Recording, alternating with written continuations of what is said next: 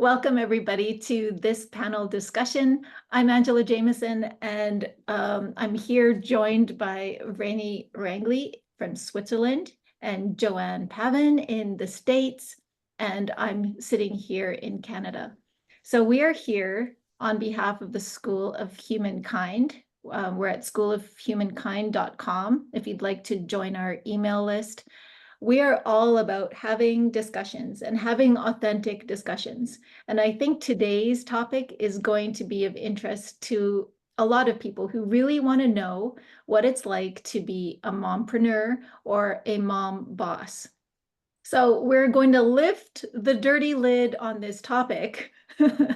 I'm going to do a brief introduction. So Vreni is an intuitive visual artist, and she spreads the word far and wide about matrescence, the distinct period of life a woman goes through when she becomes a mother. Her art provides a sense of calm and peace in the sometimes chaotic world of motherhood. She's a certified art therapy practitioner who has created a method called inner peace drawing. It's all about letting your feelings flow onto the canvas and turning them into artwork that's as unique as you while being in a safe space. So that means without kids, right? All right, and then JoAnne. JoAnne is a certified integrative wellness practitioner, speaker, podcast host, and author with over 2 decades of expertise in health and human performance and stress management, specializing in personalized wellness solutions for entrepreneurs and leaders. And finally, myself, I'm an engineer who teaches busy professionals about the logic behind the softer sides of life so they can experience relaxed productivity, more resilience, and purpose-filled lives. I do one-on-one coaching, I run online courses as well as a membership, and I speak and write on personal development topics, and am also a side publisher and author. But today is not about our businesses, but how we merge our businesses with our families and still scrape together our hair and makeup on important days. It's not every day, peeps. So Vreni is the proud mom of 3. She's got a boy of 12, a girl who's 10, and her youngest son of 7. JoAnne is a proud mom of 2 daughters, ages 13 and 9. And I'm clearly the more mature and aged person in this group because I have a 22-year-old daughter and 2 sons who are 18 and 15. So, ladies, we are here to just really show the real story behind being a mompreneur, because, it's not all roses. It's not all wins. And what I like to say, it's like we have this 2 jobs that we're so fully invested in. And so how do we find balance? We're going to, I'll let you both do sort of an introduction, 2 or 3 minutes, and just sort of tell us about your journey so far. Vreni, would you like to start? For sure. Well, my journey so far, as you already said, I'm an artist, and I'm also a matrescence advocate or a matrescence facilitator, or you could even say matrescence activist, because when I became a mother, I did not know what matrescence is. And I started into my motherhood journey and later on into my entrepreneurial journey, still not knowing what matrescence is. And today I am like this artist who is on the entrepreneurial side, doing my art, selling my art, running an online store with print-on-demand products. So this is kind of the entrepreneurial side, art side. And all my art, I've always done my art, and it's always been informed by like my inner emotional state, like my inner stories, what I was going through. And when I became a mother, I started painting about motherhood, about what it's doing to me, this motherhood journey. And I started to promote it. And God forbid, being a mother and an artist, like I was really kind of rejected by the art world, like being told that I should maybe consider painting about something socially relevant. And I was like, I beg your pardon. So, okay. And I started also like really bumping into all those biases and all those limitations because I was a mother. So this led me to becoming an activist for matrescence and for like motherhood in general and what it means to be a mother, and doing the research about a lot of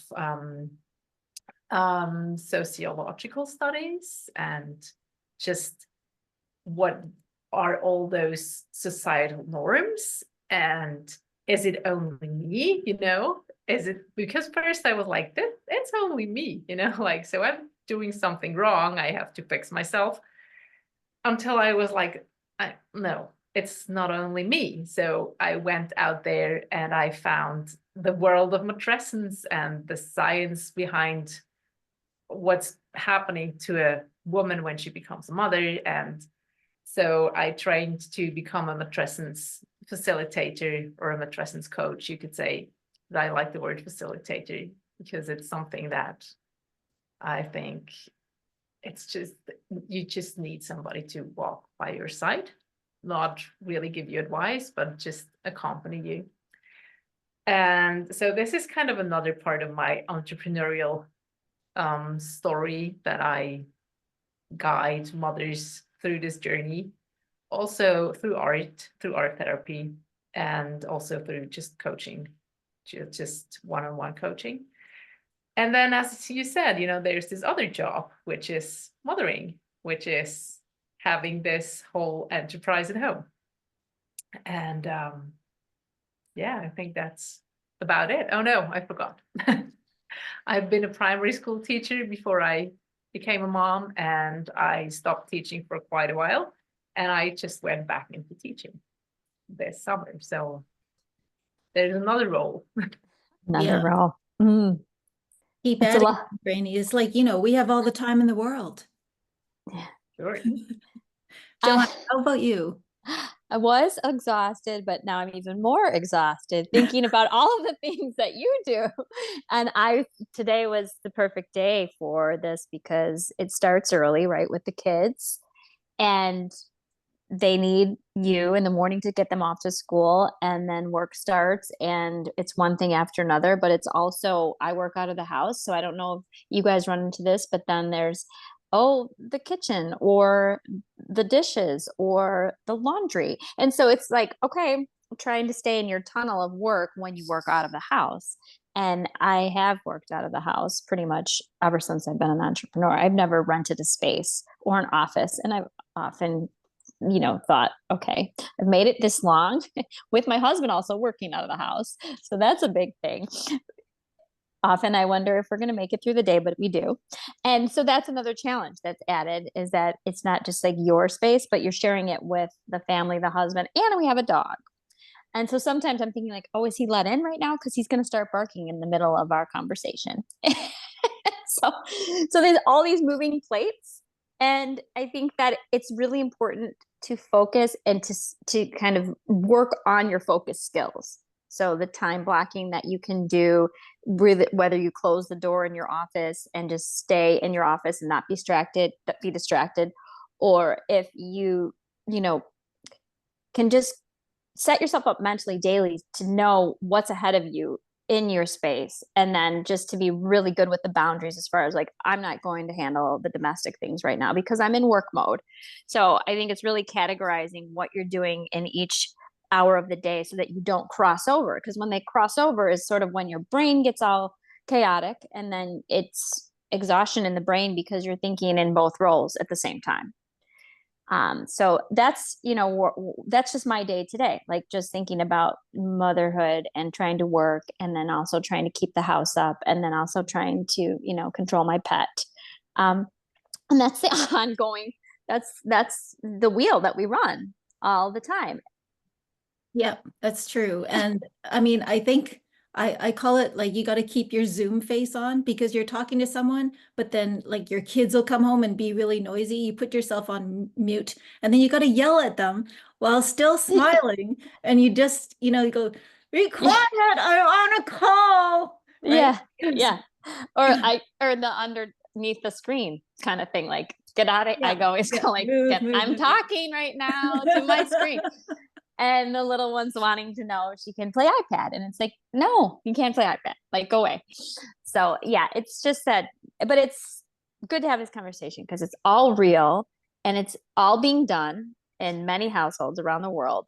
And so I think that moms should know that they're definitely not alone, and there, are different groups and obviously, support for mompreneurs.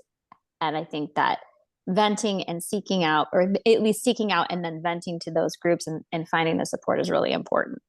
Yeah, and I think we'll get into that a little bit more later because I think the support is a really crucial part of this whole journey. Um, just to give a bit of my background, when I was an engineer for many years, and then when I had my youngest, we decided to move back home. We had traveled the world with my career. So just coming home, I knew I was going to do a different chapter because my type of engineering wasn't, we just don't do it here in my home province. So I knew I had to reinvent myself. So initially, I started when my son was maybe 4, my youngest, I started a product-based business. And I did that up until this year, actually. So, but along the way, I was really feeling the pull to do something personal development. And so that's what I've been building probably since 2021. So through the pandemic, been thinking about it. And so my kids are a bit older now, and what I've really noticed about my entrepreneurial journey is I've said to myself, no regrets. Like you have to just keep moving forward because we're our only driving force. And there are times that are trying that you don't know if you can continue. But I do see like my children are proud of me and they're cheering for me. They're probably my biggest cheerleaders, along with my husband, who is so super supportive. So my entrepreneurial journey has been one of learning, and that's something I'd like to really emphasize today in our talk. So Mm. if we talk about sort of a broad start, how do we, let's talk about the balancing act, about how to really balance those roles, especially with, you two have, my youngest is 15, yours are younger, and they need a little bit more of mom. So JoAnne, how do you do it? Well, I might add, I'm still trying to do my best, and I'm not very good at it. But you So talked about time blocking. I'm just like, I that's a little do. too organized for me. No, but I don't. I do work at that because it's Yeah. important. That staying on track, keeping my okay. So we do have a lot of roles, right? And so we have to know that there are a lot of hats worn. And I think that every day I start with, I kind of visualize the day, and just that couple minutes of visualization is key. And if I roll out of bed and it's like, oh, the dog wants to eat or anything distracts me from that, then I'm going to pay for it. So that visualization in the morning is really important. Just like, what's today look like? And what do I have to do? And I just sort of play it like a movie.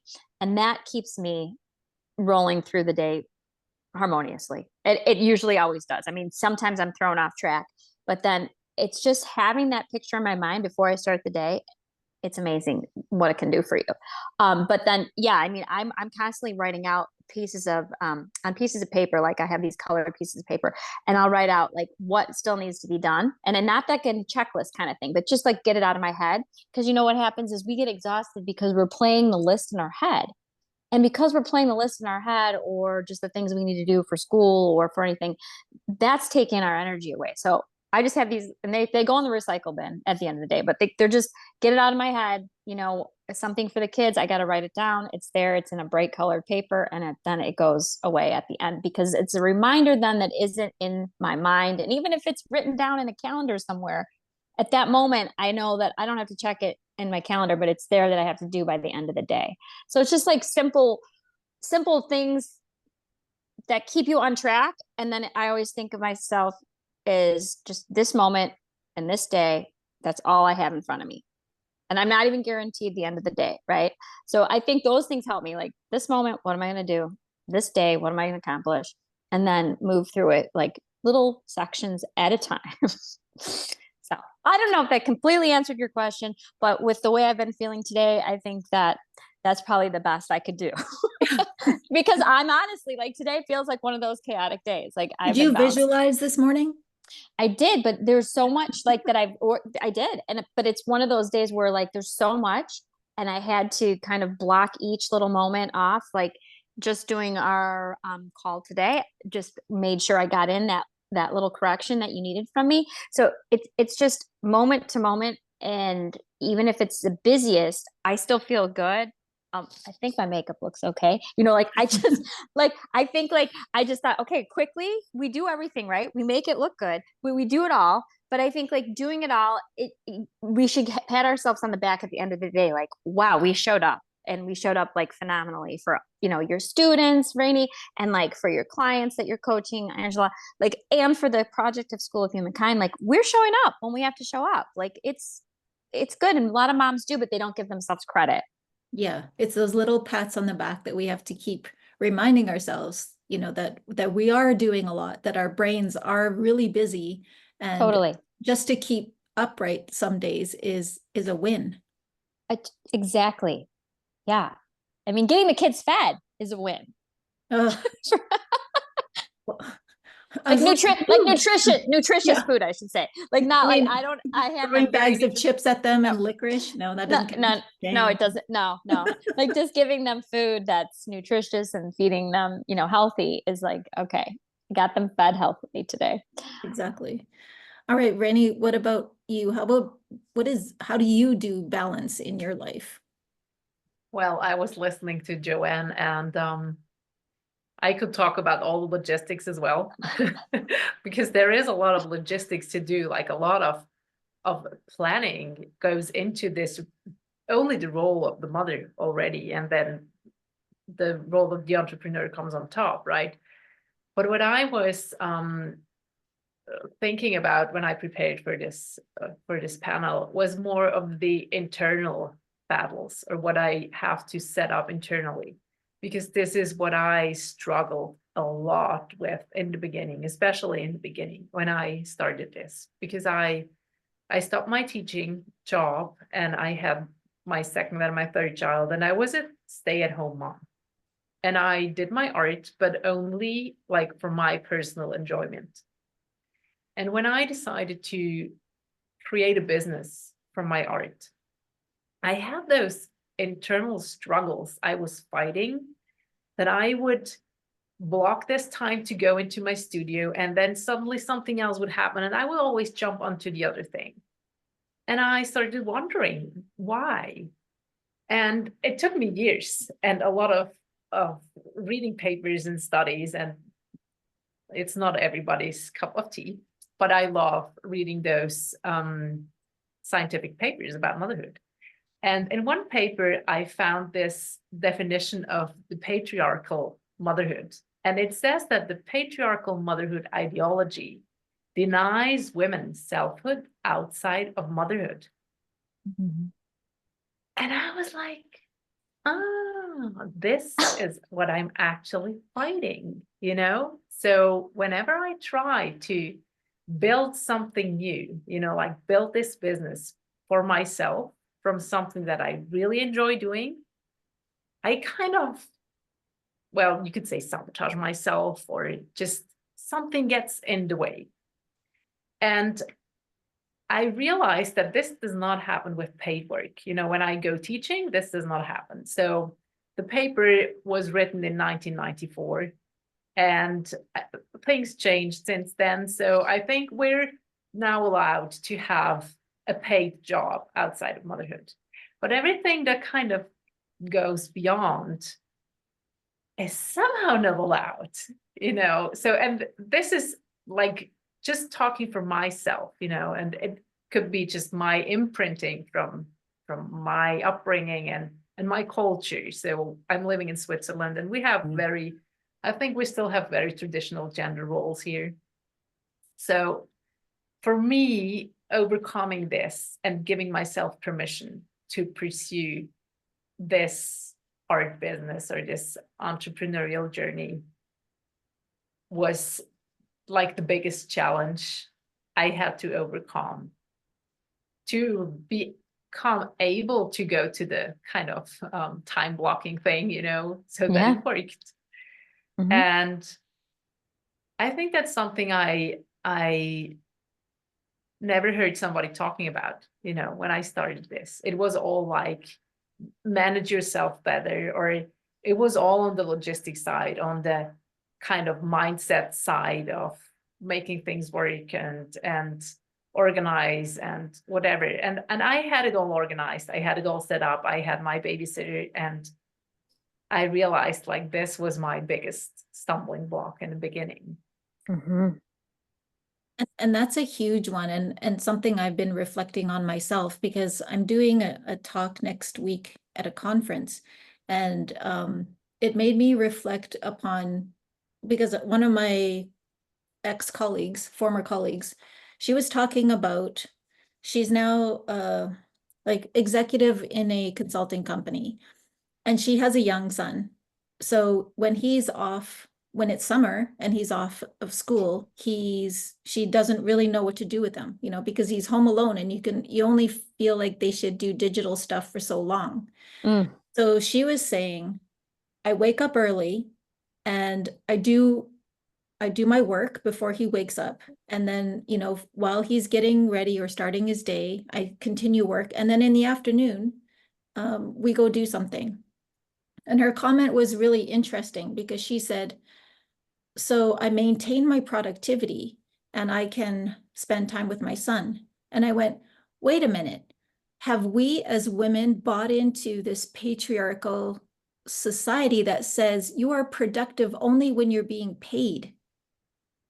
So I pushed back at her and I said, aren't you even more productive? Because now you've included time with your son that's really bonding time with him in the afternoon. So you're actually more productive, not just as productive. So that was an interesting sort of shift in my mind, that we, even as women, believe that our productivity is related to paid work. And, when you're an entrepreneur, sometimes it's not paid. And, but especially as a mother, it's definitely not paid. So are we undervaluing what we do as mothers as well? So that's, we bought into what we've been raised in, and that is a paradigm that's hard to shift. When I was reflecting on my own stuff, it was, the role of mother is non-negotiable. We would all say that that is our most important job to do. And I find that especially now, as my kids are older, they need me less, because, 2 of them are driving already. But it's not that I worry less either, but I have to stand back. So they still take up head and heart space, but not physically. Mm-hmm. And that can also be quite draining, especially if one of them is going, or both of them going through a hard time. It's something that will cloud your brain, and not something that is easily to, put on your paper that I got to take care of that later. You can't do that, like that is their emotional needs really, they can cloud you as well, because they matter. You love them above everything. And so what I find when I'm trying to also move ahead in my entrepreneurial journey is every day I will write down 3 things that I would really like to get done to forward or push my business forward. So, because my children will always get my time. You've probably all been up after midnight sewing on buttons for a costume that they've forgot to tell you about that they need tomorrow, right? That gets done. That stuff is just what we do as moms. But we can get overrun with that if we don't also put in front of us, what do I need to do to move my business forward? Because that's important to us too. We need to continue to move our business. Otherwise, we just have expensive hobbies. Yeah, exactly. It's a juggling act. It is. And it's probably something we can struggle with I mean, how do you not struggle with it as mothers when you've I got know two I did important things pulling at you?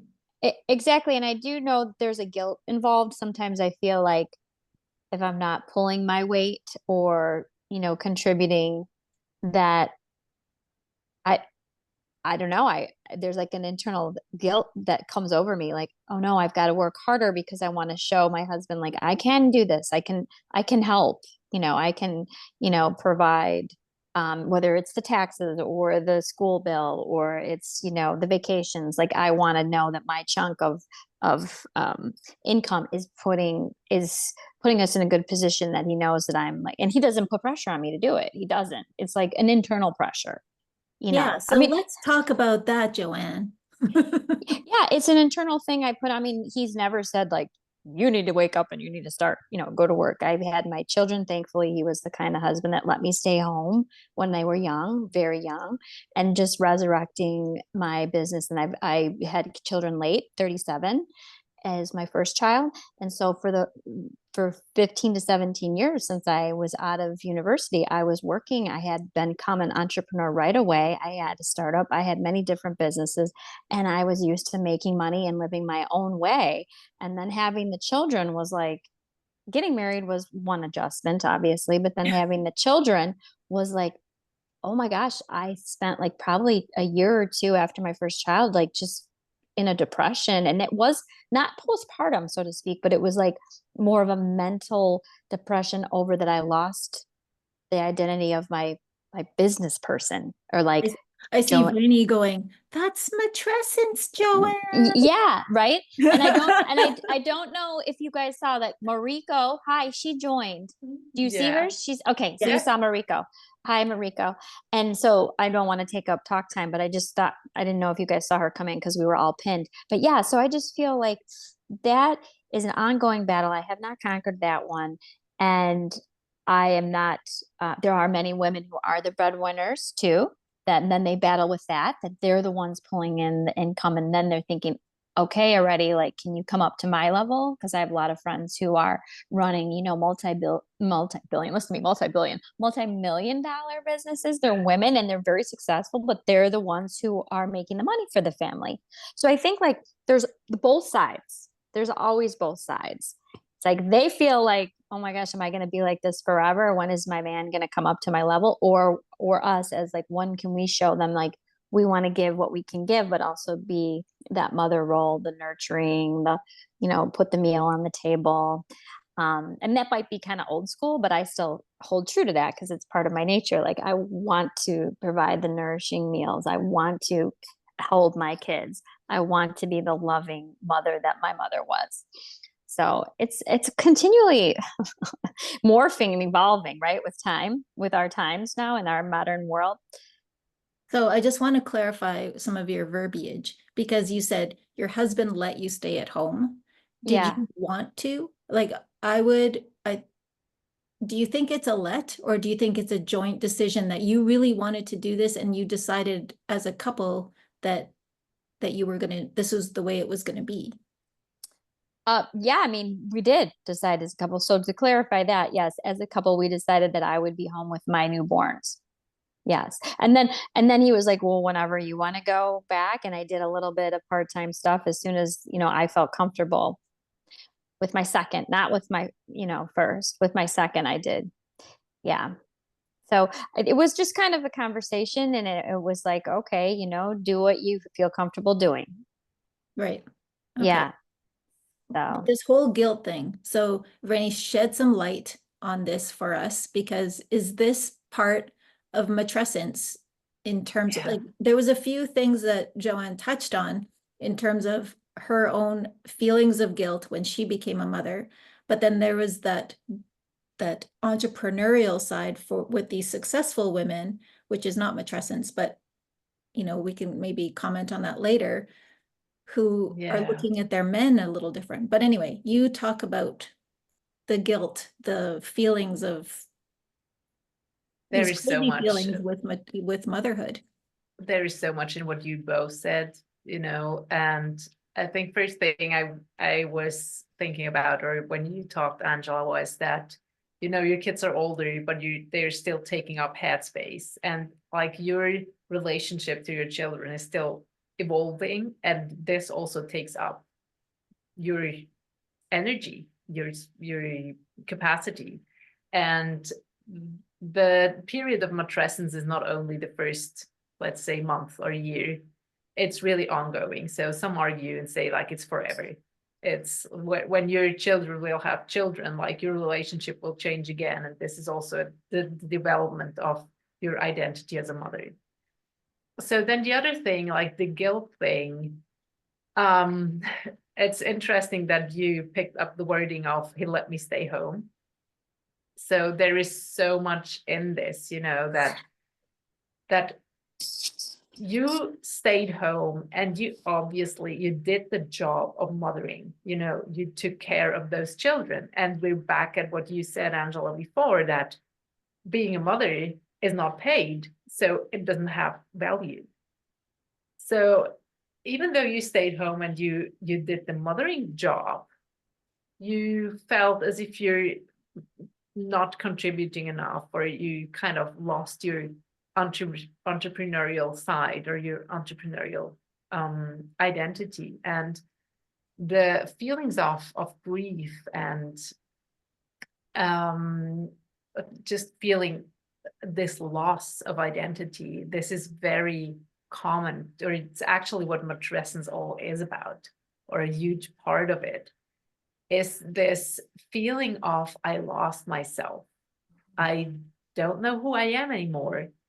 And for some, it's kind of an amazing new role. And for some, it's like, well, I pretty much liked myself. So what do I do with this new me that feels pretty much lost, and you have to learn so many new things when you become a mother.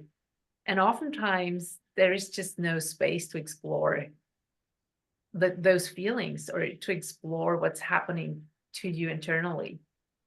And what I think is also, there is often no space to talk about those things. When you start talking about those things, it's, as you said, it's not being postpartum depression. So it sounds as if you knew that this is not a depression.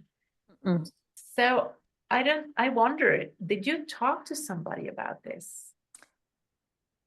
Not at the time, which would have really helped. Mm. No, not at the time. And I think because I was in a different location from where we had, we went 2 or 3 hours south for a job transfer. So with being in like a town that I didn't really know, I was sort of transported with a 1-year-old.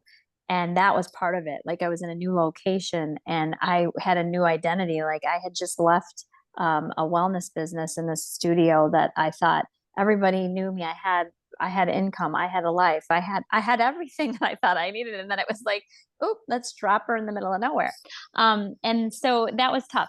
But I do feel that I did a lot of self-care at that time. I did a lot of yoga classes. I did a lot of nature. I did a lot of connecting to like my inner self. And then when I found, I did some art, like thinking of you and how you lead the women through their art. Like I feel that was the saving grace, is like me either moving, I'm artistic in like, either moving, journaling, pen on paper, or moving like into the art space. That's where I started to get clarity, just inner work, nature, doing self-care. It was then that I really discovered like, okay, I'm okay. I can do this, but I did not speak with a therapist. I did not have like a mentor. I didn't really even talk to my family, who I have a large family. I was just kind of weathering through. And I think a lot of people do weather through. I think almost everybody does, because when you have this sense of I'm not postpartum depressed, then when you start speaking up, it's actually like you're failing, like you're failing at mothering, because you're not depressed, but you're not really good at it. So you don't really feel that you know what you're doing, and so you better keep quiet. It's this space in between that does not get that does not get a space to be explored, and that does not get a non-judgmental space. There is just like, either you have your shit together and you're doing great, or you're postpartum depressed. And there's nothing in between, like there is no space to say, like I really feel sad, even though I know everything's okay. I really feel there is a lot of things I did not expect to go this way, and I want to talk about it. I really feel that my relationship changed and I don't like it. Or I really feel that, my income, my economic situation has changed, and I didn't expect this to affect my self-worth. Or like all those topics or all those things, they're just left unexplored. And they may pile up, like until they become a depression, or until, yeah. Mm-hmm. So JoAnne, do you think you've got to that point of like being over that depression matrescence period? Not that you're over it, but sort of the first dip, of course, to release you to be able to chase your entrepreneurial dreams. Like, Well, I do yeah. think that it's moment to moment, and I do feel like I'm in the mindset where I live a dream every day. So I don't think I'm chasing a dream. I actually believe that like all the work I do, in fact, when I jump this call, I have to go to a paid situation. So when I leave us, I'm going to do my motherly income work, right? I'm kidding. So I have to say that I, it was a big shift that took a long time. And I'd spent 10 years. Well, my oldest is 9 going on 10. So it's actually been like a 10-year journey to finally, within the past 2 years, so 8 years about, to feel like every day I'm living it. Like I'm living it. I'm doing the best I can. It doesn't have to be a dollar amount anymore that like comes in yearly. It's just that I'm doing it. I'm doing my part. I'm doing the kids. I'm doing money making, and everything is okay. And until probably like, in the past 2 years, I didn't have that. And I was miserable for a lot of that time. Even though I love the joy of my kids, I was really not totally content inside. Now I can say that probably, 75% of the time I'm really content. It's the 25 that the little negativity gets back in your brain. But like that whole thing is every day we're doing our best, and we're living our dream right now, because we're not guaranteed the chasing of it. We don't know if we'll wake up tomorrow. And I think that's when somebody taught me, and I don't know who taught it to me because I had a lot of coaches and spent a lot of money, but I finally realized, yes, like live the dream right now. I'm living it. Yeah. Yeah. And be Yeah. appreciative of it every day. Yeah, totally. And then in that moment, you feel the beauty. I do feel beautiful moments now more than ever daily that I didn't feel in the past. No, that's great. So in the look at the time, how that flies by. I know. And I want you guys to continue the discussion, but as reality, I have to jump. So I want to say thank you. No, and it's clear that we have so much to talk about in this subject of, motherhood and entrepreneurship, that we'll probably have to do another one, right, JoAnne? Part 2, part 3, 2. part 4. Like it's ongoing. I think that like having a panel and hearing, like, I don't know if you guys are gonna talk with Mariko, but like this it's so good to hear people's perspective and then their experience. Because in their experience, in Vreni's experience, I see myself when she explains it. I see myself in your experience. We all see ourselves in each other, which then is very affirming. Like, okay, we're not crazy. Yeah. It's not only in my head, Yeah. That's the great thing about having that support. So Did you need to jump right now, JoAnne? Yeah, I'm going to say sayonara and thank you and continue on with the wonderful conversation I'll watch on our channel. Sounds good. All right. Well, thanks, JoAnne. Thank you. Bye. Bye. Bye. Bye. So, Mariko, do you have any questions or comments or anything you'd like to bring up? No pressure either. No. Hello, I'm Mariko, Vreni's sister-in-law. Yeah. Yeah, just it's my first time to join such, I don't know, what is this? Panel Like a discussion. Panel discussion. Yeah, because Yeah. I have a group that I bring my struggle or my development or my really needs, everything. So, and then really be together. So it's very inner things. And then, but now it's open even with Vreni. We don't talk really. Yeah, we talk, but not not in this way. Not the therapy sessions. Yeah. So, and then there is another woman, and then yeah, so it was for me, yeah, interesting. But you just some words. It was short time that I was joined, but some words like I hooked. Yes, like Vreni, I also like inner part. I really looked, and then I really dig what is the problem or the pattern in me.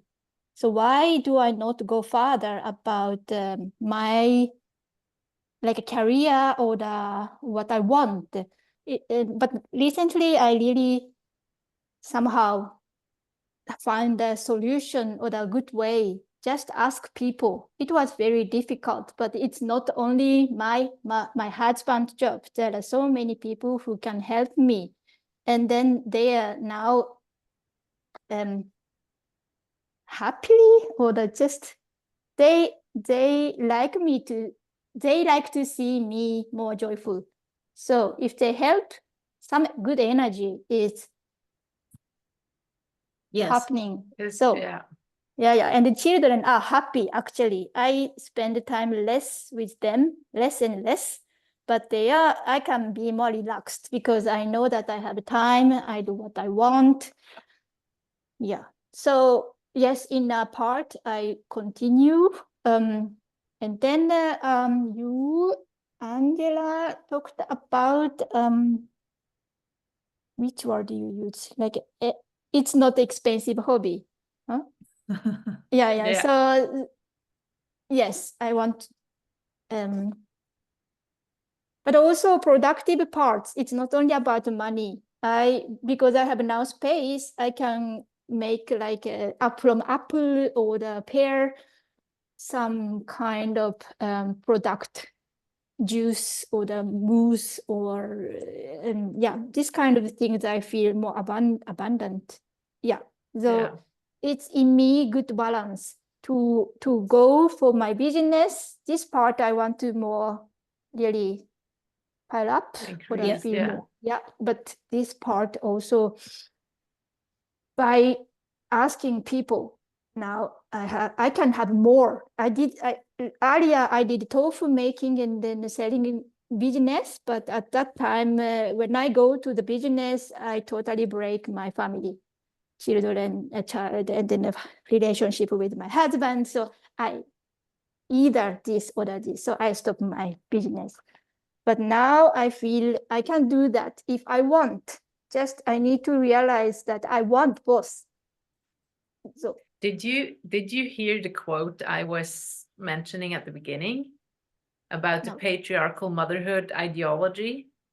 Because this vocabulary is too much difficult. So it actually means that the system we're living in, like the patriarchal system, this patriarchy, it basically means that like the man or just the top class is ruling, and it's dominating. So like this is it's just the paradigm that we are living under now. Like you could say like the social structure that we are in at the moment.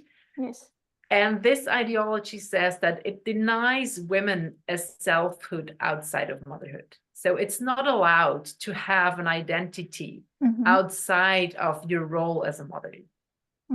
And this is a scientific paper. This is researched, and it says like that this is the social soup we're living in, you know, like this is what we are experiencing coming towards us all the time. And this is also what we were raised, you know, like what we're conditioned to. Yeah. And this is what you're then battling when you start pursuing a business, which is outside of your motherhood, and you start getting this internal struggle of feeling guilty. And maybe I experienced this myself feeling guilty about pursuing my entrepreneurship with my art. And this internal battle was then kind of provoking the arguments with my husband, because I was already feeling conflicted inside when I asked for more time, you know. And then when he would just say like, so, but what are you going to do? I would already explode, you know? Yeah. Even though it was not him kind of saying I can't or I'm not allowed.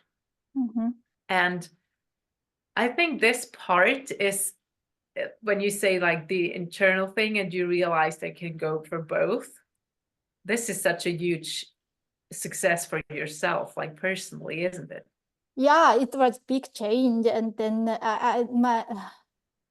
this concept that mother, these things even in Japan, it's very strong. So it was very hard to get out of this concept. And then the recent big change is it's not only my husband. and then I was so society or the people. So just he actually yes, it's married women is like both can do taking care of kids, but there's some parts that it's not really their job. Yes, they can do that, but somehow if I ask him this too much, and it's also how do you say just what I think it's this like having this, they call it the nuclear family, where it's only the husband, the wife, and the kids. And it's just not enough to raise the kids. Too much, you know, like there is not enough support, you know. And this is also this social soup we're living in, and this also this ideal we see projected in the movies and in the advertisements, and it's this happy little family. And I don't know about your experience, Angela, but it's actually not enough, you know, like to raise healthy kids. Right. It takes a village. When you were talking about the patriarchy, it was like, oh, that's it. When JoAnne was talking about even her friends who run multi-million-dollar things, they were looking at their husbands, like saying, when are you going to show up? I'm going, what? Like, why cannot you just be happy with what you're doing and enjoy it with your husband? And maybe because in my career, I was the main breadwinner, and I never thought of my husband like that. And then when we moved back home, he went out to work while I was stay at home. So I think if I was doing a multi-million-dollar business, that didn't even cross my mind. But it made me think these women are still in that patriarchal society that even though they're a huge success, their families are financially thriving, they're saying to the guy, why aren't you better? Because you should be taking care of me. That was a really big, like, when she was talking, I was like, what? But that just shows how ingrained it is in our minds. But anyway, I think we're going to have to close off, but thank you so much for coming to listen to our talk. This talk will be in the School of Humankind library as well as the YouTube channel. So Thank you for watching the replay if you're watching, and come back and watch a lot more. All right, bye for now. Thank you.